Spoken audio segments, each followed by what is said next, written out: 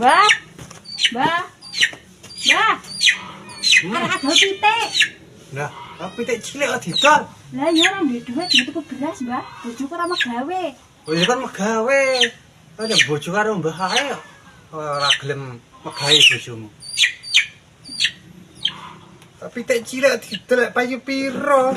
Sak pira-pira to, Mbah? Ya pitik mbah kandang wis ewone. Bingung. 10.000 oleh ora? Bisa ora apa-apa lah, untuk beras sak kilo. Pas pitik oh ini lho. Pitik kuwi nduk sing larang kuwi. Sikile ngene iki eneng 7.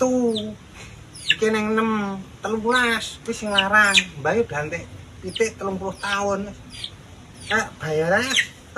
Lah Mbah kok diculke to Mbah pitike Mbah? Ngomong hitung-hitungan yo bener kok wis. Wis tenang ae, Mbah iki ditukah iki. Tak bayarane. Kok sak paten. Oh, kan Mbah. Wow. Abang kuwi Mbah. Pas dite Mbah, ora macem-macem.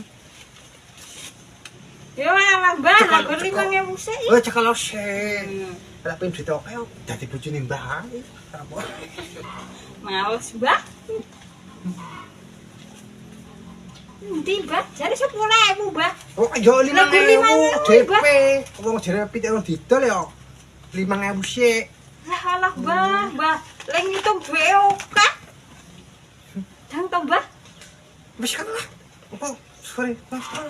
Walah Mbah, Mbah.